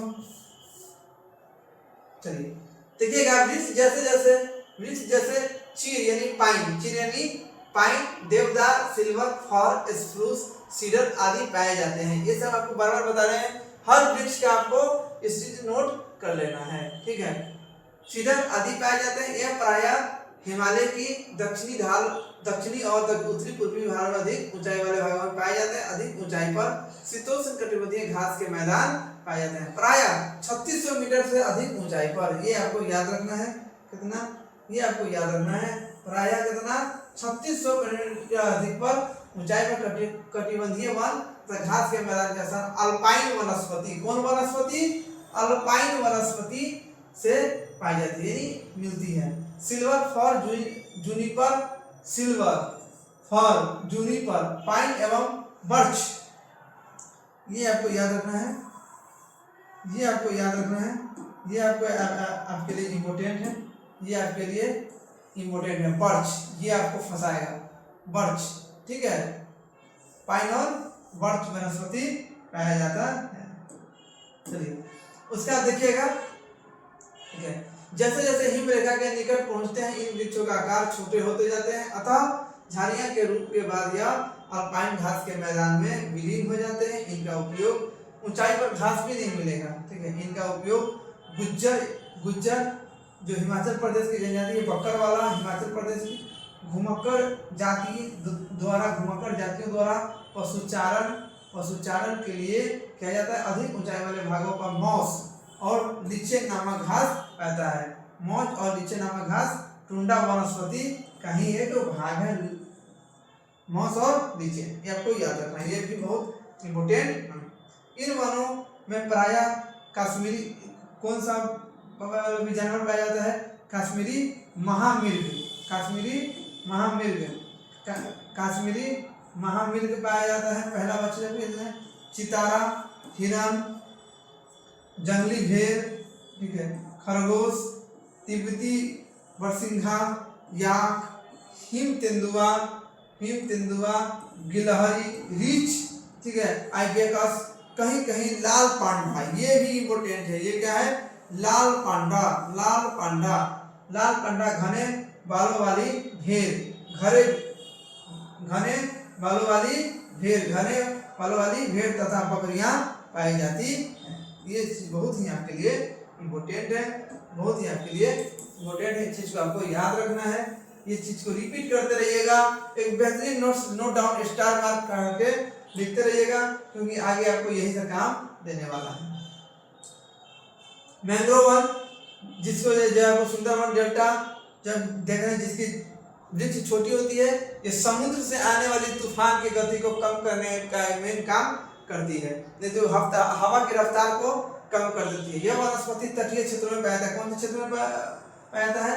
तटीय क्षेत्रों में पाया जाता है। ज्वार भाटा, जो समुद्र में जो ज्वार भाटा उठता है, उसकी क्या करता है? गति को कम करता है। क्या करता है? गति को कम करता है। कौन? मैंग्रोव वन, ठीक है। ये सबसे महत्वपूर्ण वनस्पति है। मिट्टी और बालू इन तटों पर एकत्रित हो जाते हैं। क्या होता है? मिट्टी और बालू एकत्रित हो जाते हैं। इनमें मैंग्रोव वन एक प्रकार की वनस्पति है। आगे देखते हैं हम लोग क्या दिया हुआ है। क्लियर है?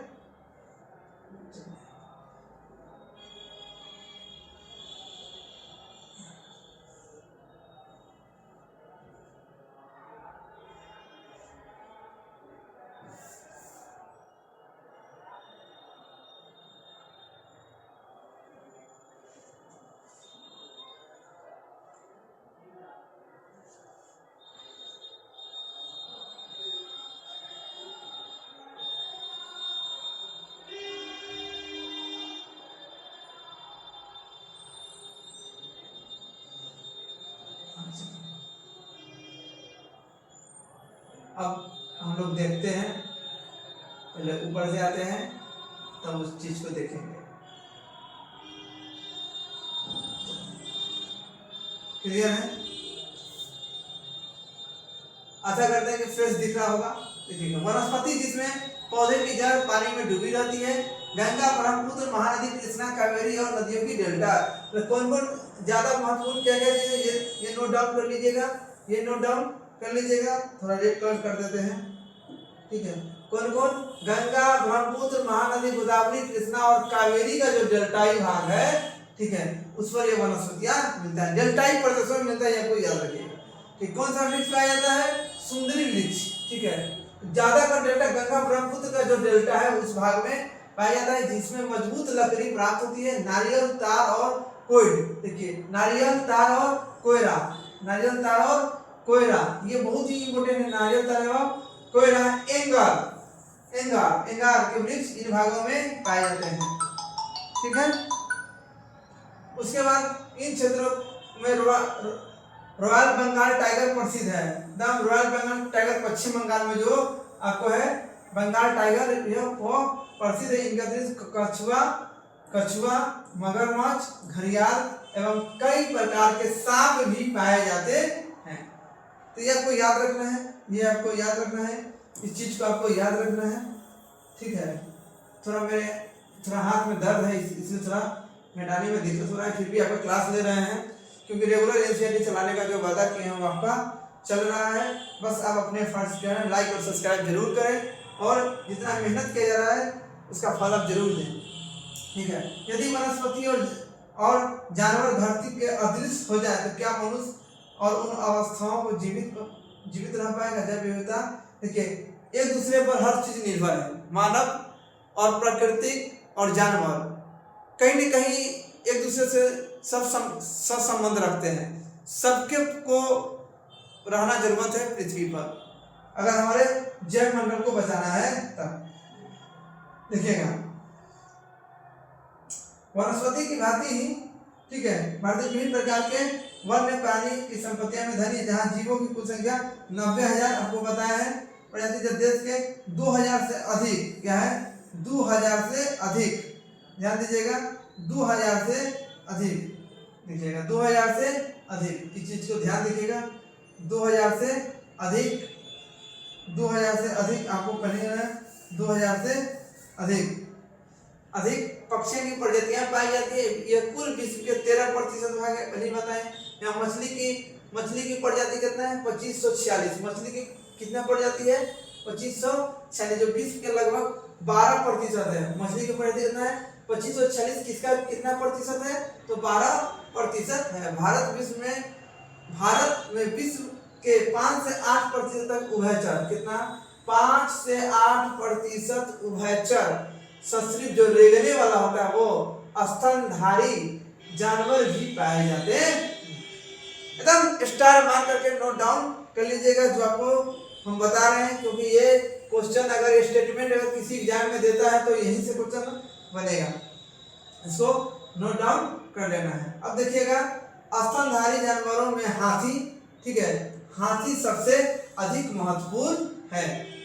यह असम, कर्नाटक और केरल के उष्ण तथा आर्द्र वनों में पाया जाता है। हाथी कहाँ पाया जाता है? असम में, कर्नाटक में और केरल में।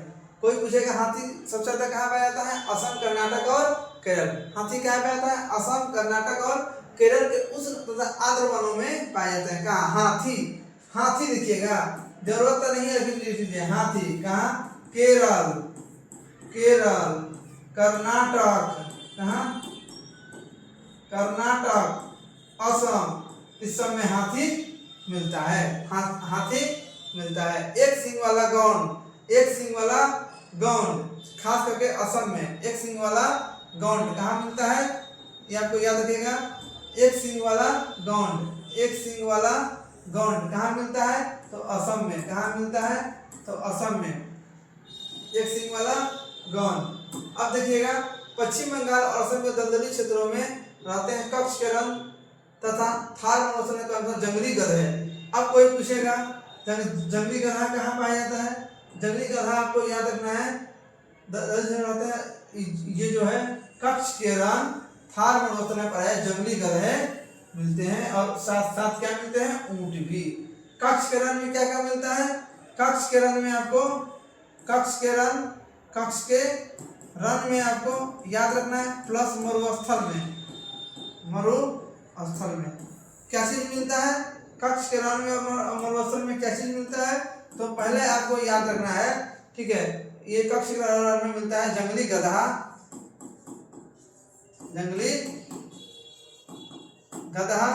उसके बाद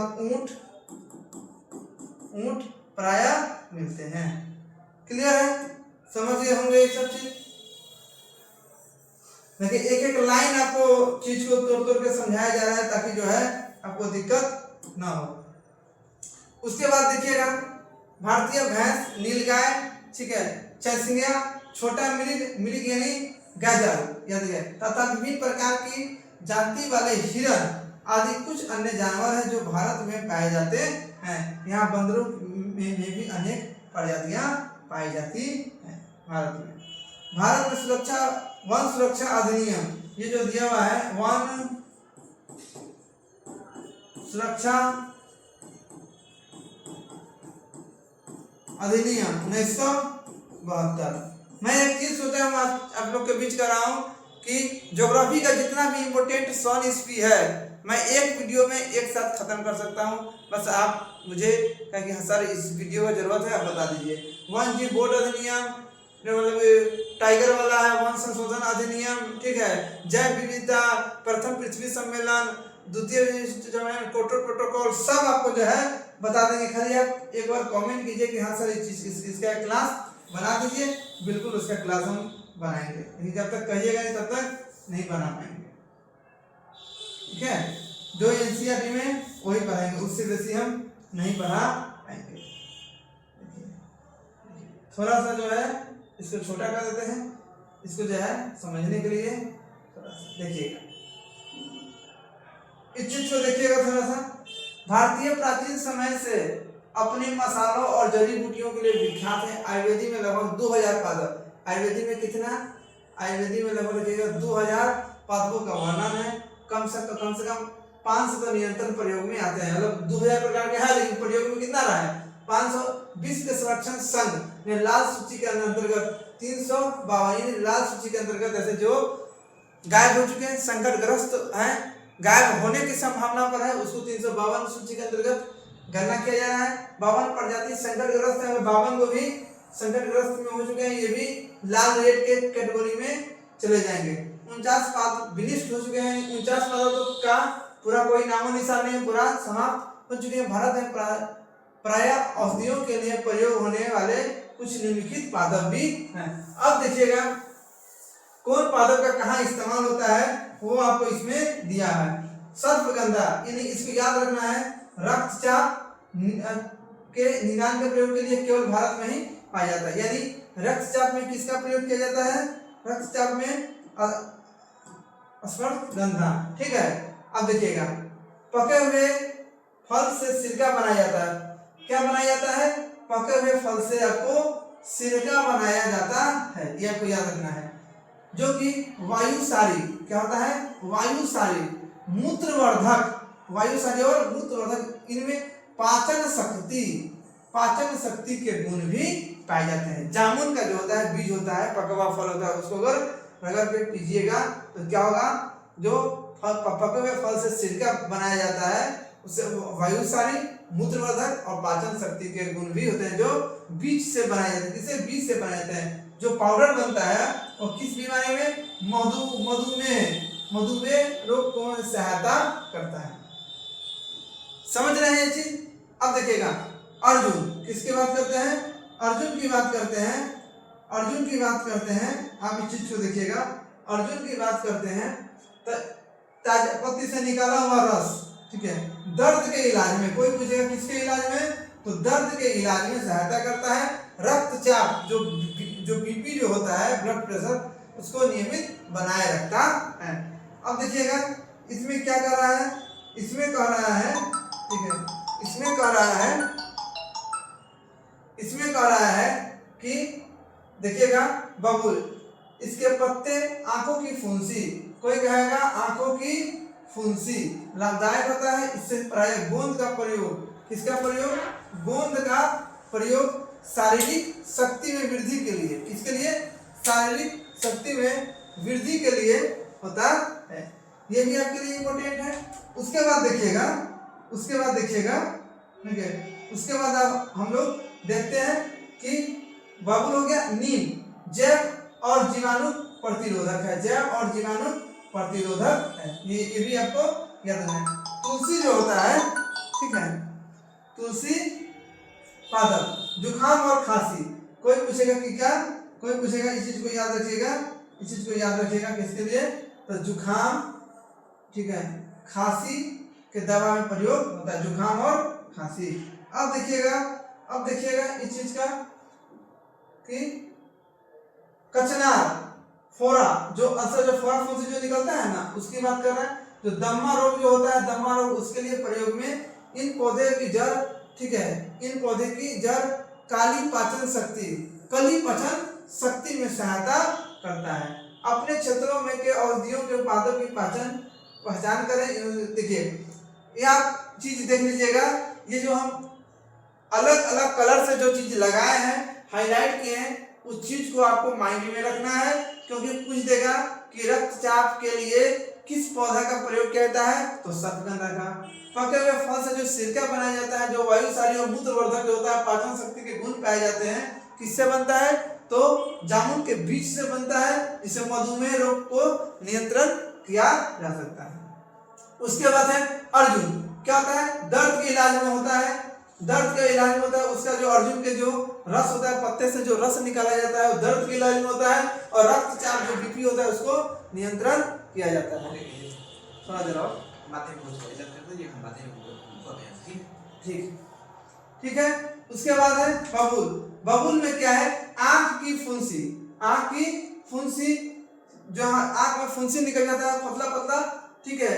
और प्रातः गोल शारीरिक शक्ति में वृद्धि, एनर्जी जब कमेगा तो शारीरिक शक्ति में वृद्धि के लिए इसका उपयोग किया जाता है। नीम जैव और जीवाणु प्रतिरोधक होता है। मतलब जितना भी देखिएगा कि कीड़ा मकोड़ा जो होता है नीम के पेड़ पर नहीं मिलेगा, क्योंकि वह प्रतिरोधक होता है। तुलसी का पौधा जो हम लोग के बीच में आम मिलता है, आम मतलब कि उपास है तुलसी का पेड़, तो उसमें क्या होता है कि जुखाम या खांसी का जो होता है तो हम लोग क्या करते हैं, इसके पत्ते को खा जाते हैं या उससे बनाए हुए रस को थोड़ा मरीज है के थोड़ा घी डाल के और आप थोड़ा उसके आग के लौ को डाल के उसको थोड़ा खटका के उसको पीते हैं तो हमें बहुत आरामदेह महसूस होता है। कचनार फोरा फुंसी जो होता है उसको दमा रोग और काली पाचन शक्ति के लिए प्रयोग किया जाता है। ये आप समझ रहे होंगे, समझ में आ रहा होगा। आगे चलते हैं, आगे चलते हैं, देखते हैं कितना पेज बचा हुआ है। थोड़ा नहीं है, थोड़ा सा देख देते हैं, बस ज्यादा नहीं है, थोड़ा सा है, थोड़ा सा है, इस चीज को देख लीजिए। उसके बाद जो है आपका 5वां चैप्टर भी खत्म हो जाएगा। 5वां चैप्टर भी खत्म हो जाएगा।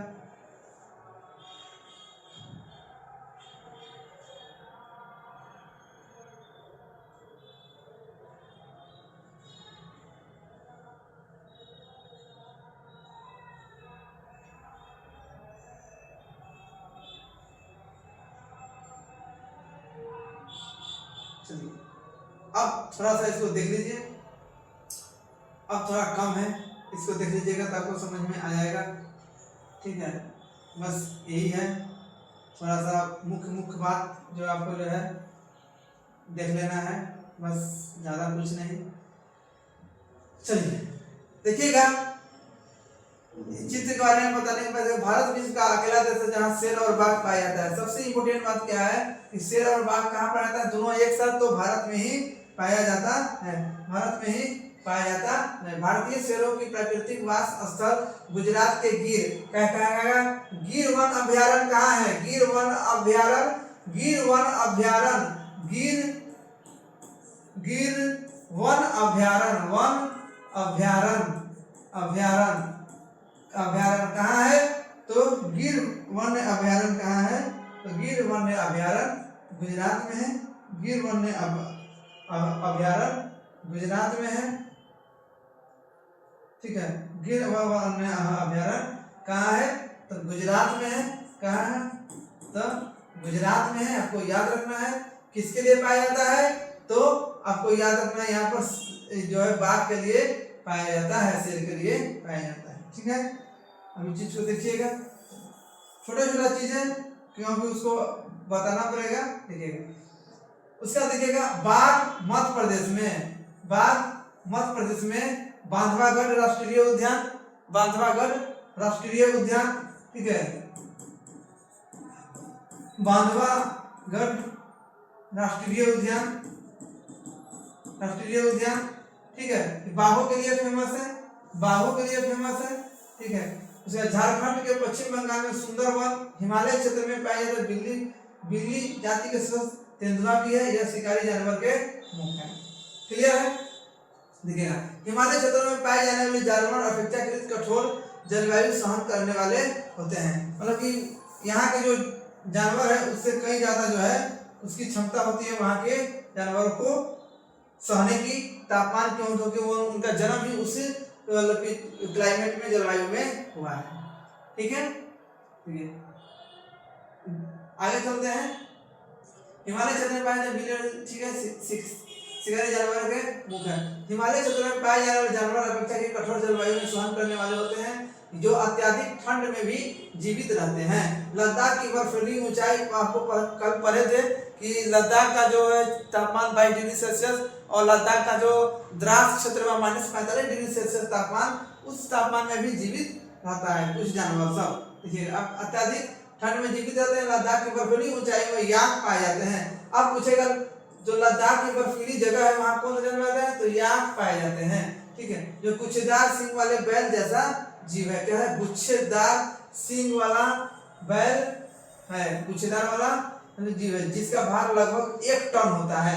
बाप, कितना होता है, 1 टन। ये इम्पोर्टेंट है आपको, क्योंकि इसी से प्रश्न बनेगा। कहेगा 1 टन होगा सिंगन, बिल्कुल 1 टन। आप संजय गांधी राष्ट्रीय उद्यान जो पटना में जाइएगा तो वहां देखने का आपको मिलेगा। ठीक है, बरसिंगा, भरला, भरला जिसको नीलभेल के भी नाम से जाना जाता है। भरला किस वजह से, नीलभेल के नाम से जाना जाता है। जंगली भेड़ तथा कियांग, कियांग आपको याद रखना है, कियांग।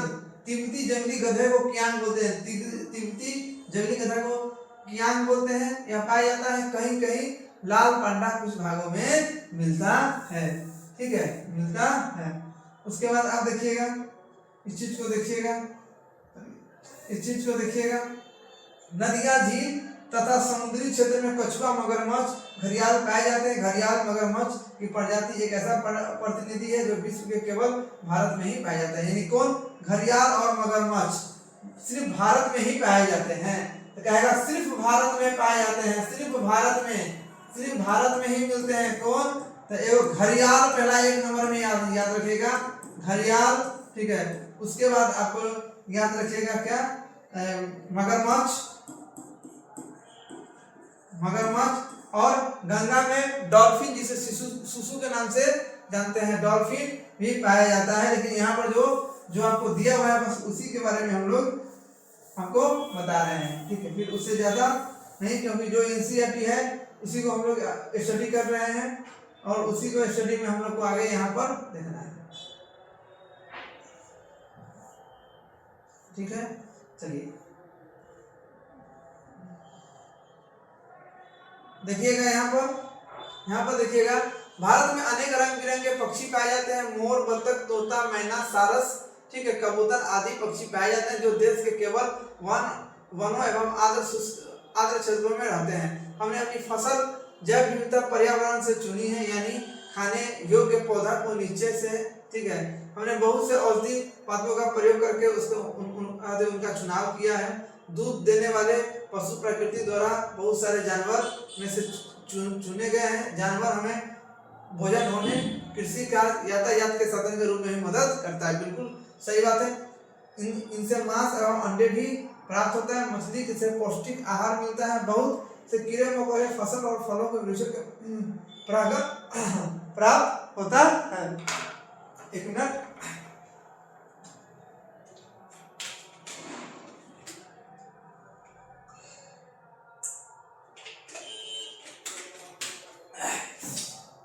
थोड़ी कंठ सूख रही थी, पानी ड्रिंक ले लिए, हम भी एनर्जी ले लिए हैं।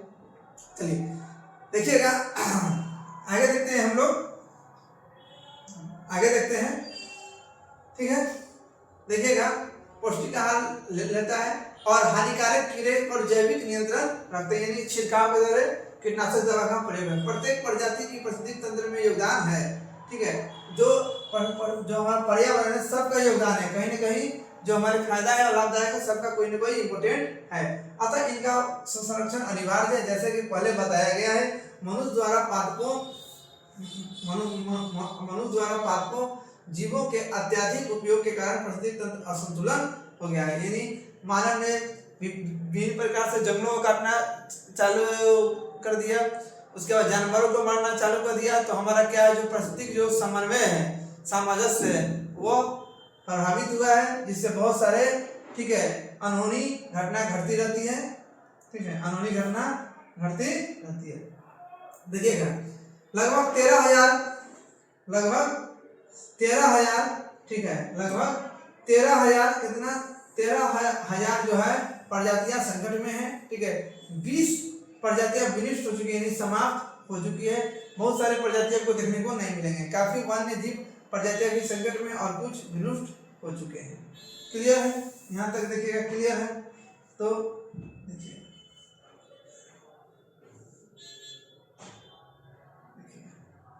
अब देखिएगा यहाँ पर देखिएगा भ्रष्ट हो चुके हैं। परिस्थिति तंत्र व संतुलन का मुख्य कारण, ठीक है, लालची व्यापारियों का अपने व्यवसाय के लिए अत्यधिक शिकार करना है। आप सलमान खान का नाम सुने होइएगा जो काला हिरण केस में चला गया था, शिकार के कारण ही, क्योंकि वन संरक्षण अधिनियम के अंतर्गत जो है किसी जीव जंतु को नहीं मारना है। आप कहीं भी देखते हैं उसको, आप जो उसके मतलब कि जो वहां से पकड़ के ले जाता है उन्हें फोन कीजिए, वो पकड़ के बहुत सारे नंबर है आपको मिल जाएंगे इंटरनेट पर, ठीक है। कहा जाता है देखिए रासायनिक जैसे बहुत सारे चीज जैसे हिरण का सींग हुआ, ठीक है, बाघ का अत्यधिक हुआ, उस सब बेचने से क्या होता है अत्यधिक रुपए मिलते हैं, उसी के बारे में बोलना है। रासायनिक और औद्योगिक अपशिष्ट तथा तेजपाती जमाव के कारण प्रदूषण, विदेशी प्रजाति का प्रवेश, कृषि और निवास के लिए वनों की अनुसंधा कटाई परिस्थिति तंत्र में असंतुलन का कारण है। अपने देश की पादप और जीव संपत्ति की सुरक्षा के लिए सरकार ने कई कदम उठाए हैं। देश में 18 जीव मंडल निश्चय क्षेत्र है। कितना है देश में? 18 जीव मंडल निश्चय क्षेत्र है, 18 है, और आरक्षित क्षेत्र है। यहाँ पर आप कुछ नहीं कर सकते हैं। इनमें से 12 सुंदरवन वन जो कौन है? नंदा देवी, मन्नार की खाड़ी, नीलगिरी, नोकरोक, ठीक है, ग्रेट निकोबार, ठीक है, सिमलीपाल, पंचमढ़ी, अचनार कमर, अमरकंटक, अगस्त मलाई, कंचनजंगा, पन्ना की गणना विश्व के जीव मंडल में किया जाता है। ये जो 18 जीव मंडल आरक्षित क्षेत्र है, इसका नाम आपको याद रखना है। क्या करना है? याद कर लेना है, क्योंकि आपसे पूछेगा कौन शामिल नहीं है या कौन कौन शामिल है, तो ज्यादा खास होकर नहीं वाला पूछेगा, क्योंकि है वाला बहुत ज्यादा मात्रा में उसको दे देगा, एक ऐसा देगा जो इसमें शामिल नहीं है। 18 हो गया, थोड़ा अच्छा से उसको देख लीजिएगा, पढ़ लीजिएगा, तभी आपको समझ में। क्लियर है यहाँ तक? यहाँ तक आशा करते हैं कि अच्छा समझ में आया होगा। आज के क्लास आपको अच्छा समझ में आया होगा, ठीक है।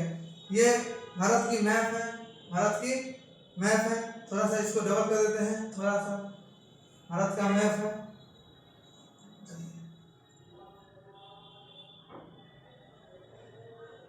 तो इतना ही काफी है, इतना ही काफी है, ज्यादा नहीं लगता, ठीक है। इसमें क्या है? वन्य प्राणी, मतलब कि विभिन्न जगह जो अभी देखे नाम पढ़े हैं, अंटू गुरस, संजय गांधी एक पटना में भी है, महाराष्ट्र में भी है। ये चीज आपको देखते रहना है, ठीक है। ये देखिएगा सन 1992 में कितना है? 1992 में शायद आपको दिखाई दे रहा होगा, शायद दिखाई दे रहा होगा, ठीक है।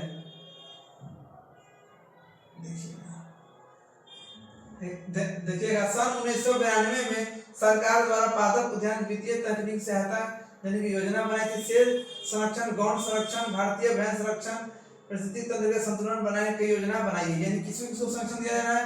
सेल को दिया रहा है, गौण को दिया जा रहा है, भारतीय भैंस को दिया जा रहा है, ठीक है।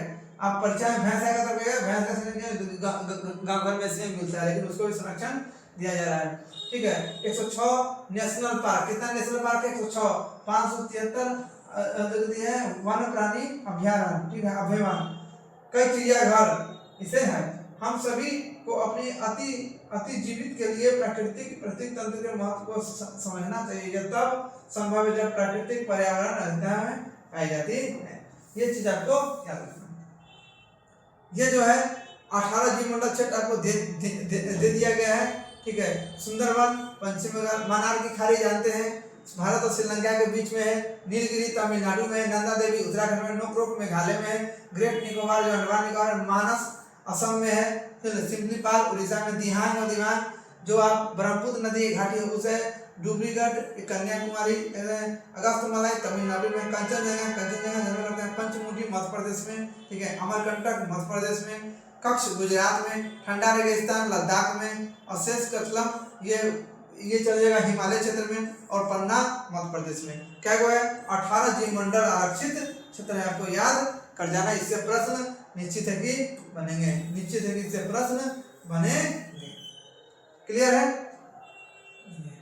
उसके बाद ये कुछ ऑब्जेक्टिव है, ठीक है। तो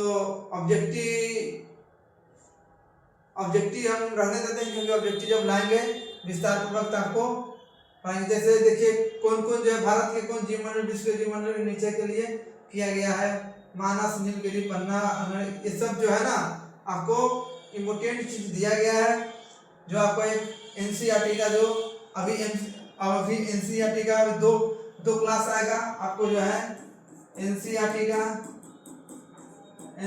क्या क्लास आएगा, दो क्लास आएगा। एक तो एक नंबर रहेगा आपको वन लाइनर और दूसरा रहेगा एमसीक्यू। क्या रहेगा? एमसीक्यू। अभी आएगा, एक ही चैप्टर के आएगा। आज आप क्या पढ़े हैं? आज आप, ठीक है, आज आप क्या पढ़े हैं? तो एनसीईआरटी बुक पढ़े हैं, एनसीईआरटी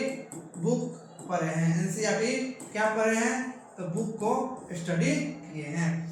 और अभी दो भी आएगा, एक क्लास आपका हो चुका है, ठीक है, दूसरा क्लास ये आएगा, और मतलब कि दूसरा क्लास ये आएगा और तीसरा क्लास इसका आएगा, और तब जाके आपका ये चैप्टर पूरा होगा। क्लियर है? ठीक है, क्लियर है। अब बस कुछ नहीं, किताब का क्वेश्चन आंसर है, अब इस चीज को देखना है, ठीक है। फिर हम लोग मिलते हैं नेक्स्ट वीडियो में, नेक्स्ट क्लास में। और एक चीज आप याद रखिएगा, चैप्टर में इंपॉर्टेंट चीज क्या है? तो मुख्य बिंदु आपको क्या रखना है? मुख्य बिंदु में क्या रखना है? वो चीज आपको रखना है। जितने भी वन है, सभी के जितने भी वन हम लिख देते हैं, जितने भी वन के प्रकार हैं, वन के प्रकार है, सभी के लिए ये मुख्य बिंदु है। सबका वनस्पति, ठीक है, जीव, ठीक, वनस्पति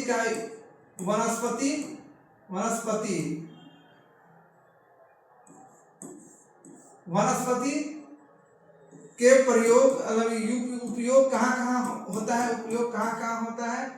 तीसरा आपको याद रखिएगा, जो वर्षा